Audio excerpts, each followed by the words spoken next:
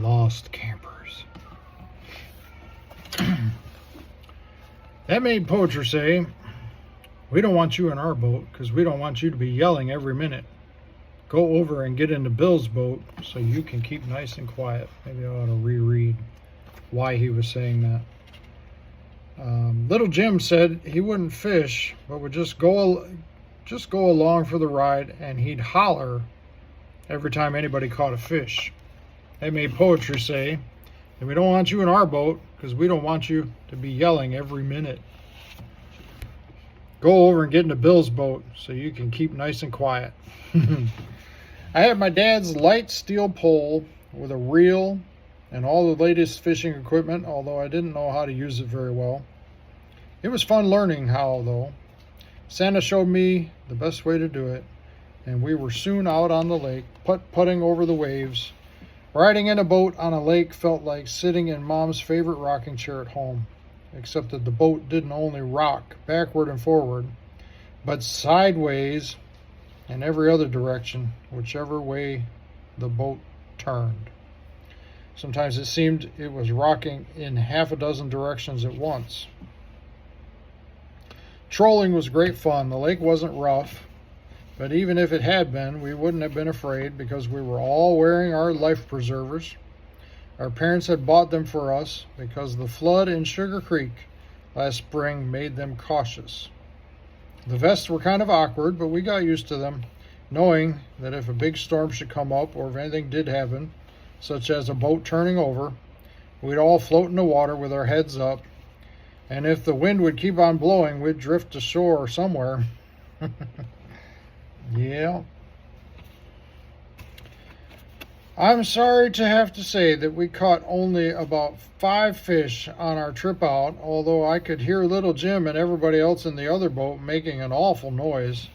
Their boat had gone on ahead of us and was around on the other side of the point, so we could hear them but not see them. On the way back, I kept feeling disappointed because we had only 5 walleyed pike, none of which was more than 15 inches long, and the others would surely have almost a boatful by all the noise they were making. When they came in, they had only 2 or 3 big rock bass, and Poetry's line was all tangled up and broken, he having lost the hook and leader and a fish that must have weighed 20 pounds, he said. There was plenty of excitement in that boat, though. Everybody was talking at once, telling how big the fish was that got away, and Poetry was still shaking from the excitement of having had it on his line and almost, but not quite landing it. Poetry carried his pole and tangled up line sadly toward camp, with the rest of us following along behind, feeling sorry for him. "I tell you, it was that long," he said, measuring off about 3 feet on the pole, "and it weighed 20 pounds. "How much?" Big Jim asked, grunting and holding up his own 12-pound fish and admiring it. 20, said Poetry again. "Why, it felt like a great big dog on the other end of that line." Then Big Jim laughed and said, "Ha!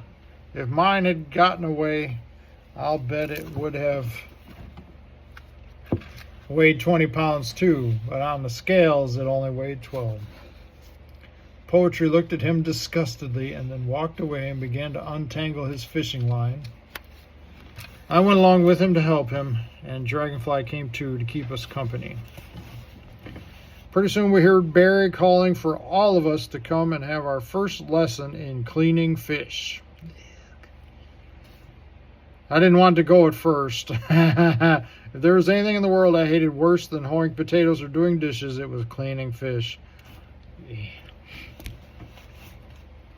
But it was as easy as eating blackberry pie. The way Barry cleaned those fish, he didn't even scrape the scales off. He just laid the fish one at a time on a flat board on the table. Then, beginning at the tail with a long, sharp knife, he just sliced that fish right up along the center and came out at the gills, and there was a nice piece of fish steak, which restaurants call filet-o-fish.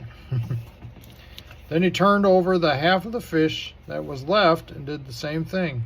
He sliced all the way up right along the edge of the backbone, coming out just below the gills, and quicker than nothing, there was another snow-white steak. Each steak still had the skin and scales on one side. Then Barry picked up the fish's head, and all the insides and the backbone and the fins and tail were still fastened to it. He dropped it into a big paper sack. He didn't even have to touch the insides, which is why I never liked to clean fish. I forgot to say that he'd held the fish with one hand and used the knife with the other, and he had a dry cloth to keep the slimy fish from sliding out of his grasp.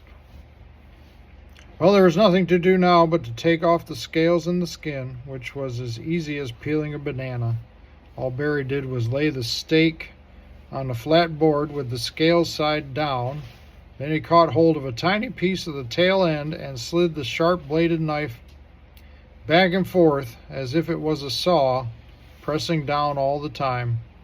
And in about 4 seconds, there was a nice piece of steak, white on both sides, with no bones in it except the ribs. It didn't take long to clean them all and to put them on ice in the ice box. Then we had supper and another campfire meeting, and it was time to go to bed again. For tomorrow, Barry had planned what is called a first aid hike, which real Boy Scouts are always taking. We'd been up there for 3 days now, and nothing very exciting had happened. That is, no real adventure, except being almost scared to death in the railroad car. Before going to sleep that night, I thought cheerfully of what was going to happen the next day. We'd get a chance to see what the North was really like. We'd never had a first aid hike, although I suppose Big Jim had, because he was a Boy Scout, and of course Barry had. Tomorrow, I was sleeping in Poetry's tent with little Jim lying right beside me in his own sleeping bag. He was already breathing away noisily, the way a boy breathes when he's asleep. Breathing like that even helps a person go to sleep when he's got what is called insomnia. If he just pretends he's asleep and starts to breathe kind of lazy-like, and with a noise that sounds like my dad's handsaw cutting through a board. Really. For just 1 minute, I stuck my head out the tent flap to look up at the stars and at the little grains of light I like to imagine were sprinkling down. There was a big yellow moon just pushing its head up out of the lake, away out there where the sky and the lake were fastened together. That moon was the same moon that was just coming up along Sugar Creek too, I thought, and I wondered how it could do it. I also thought that maybe that very minute down in Sugar Creek territory, my great big dad and my very kind-hearted mom might be sitting out on our side porch, holding hands, each one in a chair close to the other one. And maybe Dad would call Mom one of his favorite names for her and say, "I wonder if our Billy boy is lonesome for his parents." And Mom would giggle a little and say, "Sure he is. There isn't a boy in the world that likes his parents better than our Bill."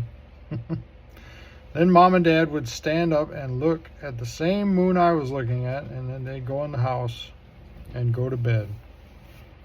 Well, it had been an exciting day, and we were so tired that we slept like 8 logs being sawed with noisy saws, which means we snored.